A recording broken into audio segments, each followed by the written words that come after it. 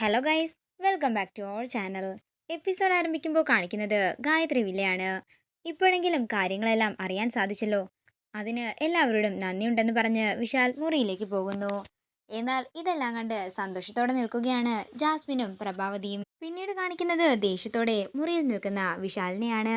അതേസമയം പാറു അങ്ങോട്ടേക്ക് ചെല്ലുമ്പോൾ വിശാൽ പറയുകയാണ്, നീ കൂടുതലൊന്നും പറയണ്ട. സാഹചര്യം കൊണ്ട് ചെയ്തു പോയതാണെന്നുള്ള കാര്യം എനിക്ക് കേൾക്കുകയും വേണ്ട. നീ കാരണം എനിക്കിന്ന് എൻ്റെ അനിയനോട് മാപ്പ് പറയേണ്ടി വന്നു. അത് പിന്നെ സാർ, പല്ലവി നിങ്ങളോടെല്ലാം നുണ പറഞ്ഞതാണെന്നറിയുമ്പോൾ നിങ്ങൾ എന്ത് പറയുമെന്ന് കരുതിയിട്ടാ ഞാൻ അങ്ങനെയൊക്കെ കള്ളം പറഞ്ഞത്. ഇപ്പോൾ എല്ലാവരുടെ മുമ്പിൽ ഞാൻ നാണം കെട്ടില്ലേ എന്ന് വിശാല് ചോദിക്കുന്നു. തുടർന്ന് കരഞ്ഞുകൊണ്ട് വിശാലിൻ കാലിൽ വീണ് മാപ്പപേക്ഷിക്കുകയാണ് പാർവതി. തുടർന്ന് പാറുവിനെ എഴുന്നേൽപ്പിച്ചിട്ട് വിശാൽ പറയുകയാണ്, അത് പിന്നെ എൻ്റെ ദേഷ്യത്തിൽ ഞാൻ പറഞ്ഞു പോയതാ പാർവതി. ഇനിയും നിന്റെ ഭാഗത്തുനിന്ന് ഇങ്ങനെയൊന്നും ഉണ്ടാകരുത്. നിന്നെ ഞാൻ വിശ്വസിച്ചത് തെറ്റായി പോയെന്ന് നീ ഒരിക്കലും പ്രഭാവതി അമ്മയെ കൊണ്ട് പറയിപ്പിക്കരുത്. അത്രയും പറഞ്ഞുകൊണ്ട് വിശാൽ അവിടെ നിന്ന് പോകുന്നു. പിന്നീട് കാണിക്കുന്നത് പാറു പല്ലവിയുടെ അടുത്തേക്ക് ചെല്ലുന്നതാണ്. പല്ലവി, എനിക്ക് നിന്നോട് കുറച്ച് സംസാരിക്കാനുണ്ട്. നീ പറഞ്ഞ നുണ കാരണം ഇവിടെ ഇപ്പോ എന്തൊക്കെയാ സംഭവിച്ചതെന്ന് നീ കണ്ടതല്ലേ? ഞാനും വിശാൽ സാറും തമ്മിലുള്ള ബന്ധത്തെയാണ് അത് ബാധിച്ചത്. സാറിന് എന്നോടുള്ള വിശ്വാസമാ തകർന്നത്. അനിയത്തിയല്ലേ എന്ന് കരുതി നിനക്ക് കൂട്ടുനിന്നത് എനിക്ക് തന്നെ വല്ലാത്ത പൊല്ലാപ്പായി മാറിയെന്ന് പാറു പറയുന്നു. തുടർന്ന് പല്ലവി പറയുകയാണ്, നീ കൂടുതൽ സംസാരിക്കുകയൊന്നും വേണ്ട. നീയേ നല്ലൊരു അഭിനേത്രി തന്നെയാ. നിന്റെ ഉള്ളിലിരിപ്പ് എനിക്ക് മനസ്സിലായില്ല. ഇവിടുത്തെ സ്വത്തുക്കളെല്ലാം നിനക്ക് മാത്രമായി സ്വന്തമാക്കണം. അതിനുവേണ്ടി നീ എന്നെ ഒറ്റിക്കൊടുത്തതല്ലേ? ഞാൻ ഗർഭിണിയല്ലെന്ന് നീയല്ലേ പ്രഭാവതി അമ്മയോട് ചെന്ന് പറഞ്ഞു കൊടുത്തത്? എന്തോ ഭാഗ്യത്തിന് പ്രഭാവതി അമ്മയ്ക്ക് എനിക്ക് വിപിൻ സാറിനോടുള്ള സ്നേഹം മനസ്സിലായി. അതുകൊണ്ട് അമ്മ എന്നെ മരുമകളായിട്ട് സ്വീകരിക്കുകയും ചെയ്തു. നീ എന്താണെങ്കിലും വഞ്ചകി തന്നെയാണെന്ന് പല്ലവി പറയുമ്പോൾ പാറു പറയുകയാണ്, അതേടി, ഞാൻ തന്നെയാ പ്രഭാവതി അമ്മയോട് കാര്യങ്ങളെല്ലാം പറഞ്ഞു കൊടുത്തത്. ഇപ്പൊ പറഞ്ഞത് എന്താണെങ്കിലും നന്നായില്ലേ? കൂടിയാൽ 1-2 മാസം, അത് കഴിഞ്ഞാൽ നീ എന്ത് ചെയ്തേനെ? നിനക്ക് വയറ് പോലും വരുന്നില്ലല്ലോ എന്ന് അവരൊക്കെ ചിന്തിക്കില്ലേ? അപ്പോ നീ ഞാനും കൂടി എങ്ങനെ പിടിച്ചു നിന്നേനെ? ആ സമയത്ത് സത്യം തിരിച്ചറിഞ്ഞാൽ പ്രഭാവതി അമ്മ എന്താണെങ്കിലും നിന്നെ ഇവിടുന്ന് അടിച്ചിറക്കിയേനെ. അതുകൊണ്ടാ ഞാൻ നേരത്തെ തന്നെ അവരോട് സത്യങ്ങളെല്ലാം തുറന്നു പറഞ്ഞത്. ഞാൻ ചെയ്തത് നിന്റെ നന്മയ്ക്ക് വേണ്ടിയല്ല എന്ന് നിനക്ക് തോന്നുന്നുണ്ടെങ്കിൽ നിനക്കെന്നെ തല്ലാം, ഇവിടുന്ന് ഇറക്കിയും വിടാം.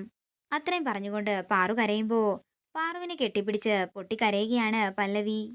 ചേച്ചി, ചേച്ചിയെ ഞാൻ തെറ്റിദ്ധരിച്ചു പോയി. ചേച്ചി ചെയ്ത നന്മ ഞാൻ തിരിച്ചറിഞ്ഞില്ല. അത്രയും പറഞ്ഞുകൊണ്ട് പല്ലവി പാറുവിനെ കെട്ടിപ്പിടിച്ച് പൊട്ടിക്കരയുമ്പോ പല്ലവി ആശ്വസിപ്പിക്കുകയാണ് പാറു.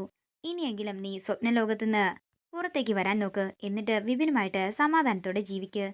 ഇത് കേൾക്കുന്ന പല്ലവി തന്റെ മുറിയിലേക്ക് പോവുകയാണ്. തുടർന്ന് പാറു പറയുകയാണ്, അപ്പോ ഇതെല്ലാം പ്രഭാവതി അമ്മയുടെ പദ്ധതിയായിരുന്നു. ഇതിനും കൂടി ചേർത്ത് ഞാൻ നിങ്ങൾക്ക് വെച്ചിട്ടുണ്ട്. പിന്നീട് കാണിക്കുന്നത് പ്രഭാവതിയെയും ജാസ്മിനെയുമാണ്. ജാസ്മിൻ, ഇപ്പൊ എങ്ങനെയുണ്ട് കാര്യങ്ങളെല്ലാം? ഒരു വെടിക്ക് രണ്ട് പക്ഷി എന്നൊക്കെ പറയുന്നത് പോലെ കാര്യങ്ങളെല്ലാം നടന്നില്ലേ എന്ന് പ്രഭാവതി ചോദിക്കുന്നു. അതെ ആന്റി, ആന്റി പറഞ്ഞത് ശരി തന്നെയാ. പല്ലവിക്കിപ്പോ പാർവതിയോട് നല്ല ദേഷ്യമാ. കൂടാതെ വിശാലിന് പാർവതിയോടുള്ള വിശ്വാസവും തകർന്നിട്ടുണ്ട്. ഇനി നമ്മൾ എന്താ ചെയ്യേണ്ടതെന്ന് വെച്ചാൽ ആ തീ അങ്ങോട്ട് ആളി കത്തിക്കണം. പിന്നെ ചെറിയ ചെറിയ കാര്യങ്ങൾക്ക് പോലും പല്ലവിയെ കൊണ്ട് പാർവതിയുമായിട്ട് വഴക്കുണ്ടാക്കുകയും ചെയ്യണം. അവസാനം വിശാല തന്നെ ആയിരിക്കണം പാർവതി ഇവിടുന്ന് അടിച്ചിറക്കുന്നത് എന്നൊക്കെ ജാസ്മിനും പ്രഭാവതിയും കൂടി പറയുമ്പോ അതിലേ പോകുന്ന പാറു ഇതെല്ലാം കേൾക്കുകയാണ്. തുടർന്ന് പാറു മുറിയിലേക്ക് കയറി ചെന്നിട്ട് പറയുകയാണ്, ക്ഷമിക്കണം, നിങ്ങളുടെ സംഭാഷണമൊക്കെ ഞാൻ പുറത്തുനിന്ന് കേട്ടിരുന്നു. ജാസ്മിനെ, നിന്റെ ആഗ്രഹവും ഞാൻ കേട്ടിരുന്നു. പിന്നെ നീ ഒരു കാര്യം കൂടി കേട്ടോ. നീ എന്നല്ല ആര് വിചാരിച്ചാലും എന്നെയും വിശാൽ സാറിനെയും തമ്മിൽ അകറ്റാനേ സാധിക്കില്ല. അതേപോലെ വിശാൽ സാർ എന്നെ ഇവിടുന്ന് ഇറക്കി വിടുമെന്നോ അല്ലെങ്കിൽ ഞാൻ ഇവിടുന്ന് ഇറങ്ങിപ്പോകുമെന്നോ ആരും വിചാരിക്കുകയും വേണ്ടെന്ന് പ്രഭാവതിയെ നോക്കിക്കൊണ്ട് പാറു പറയുന്നു.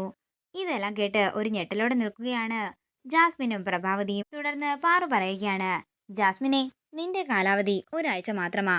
ഒരാഴ്ചയ്ക്കുള്ളിൽ നിന്നെയും ഞാൻ ഇവിടുന്ന് കെട്ടിച്ചിരിക്കും. ഇത് നീ മാത്രം പറഞ്ഞാൽ മതിയോ എന്ന് പ്രഭാവതി ചോദിക്കുമ്പോ അതൊരു വെല്ലുവിളിയായി ഏറ്റെടുക്കുകയാണ് പാറു. ജാസ്മിൻ, ഇവർ കൂടെ ഉണ്ടാകുമെന്ന് കരുതി നീ നോക്കിയിരുന്നാ മാത്രം മതി. നിന്നെ ഇവിടുന്ന് പറഞ്ഞു വിടുന്ന കാര്യം ഞാൻ നോക്കിക്കൊള്ളാമെന്നും ദേഷ്യത്തോടെ പറഞ്ഞ് പാറു അവിടെ നിന്ന് പോവുകയാണ്. തുടർന്ന് ടെൻഷനോടെ ജാസ്മിൻ പറയുകയാണ്, ആന്റി, ഇനി നമ്മൾ എന്ത് ചെയ്യും?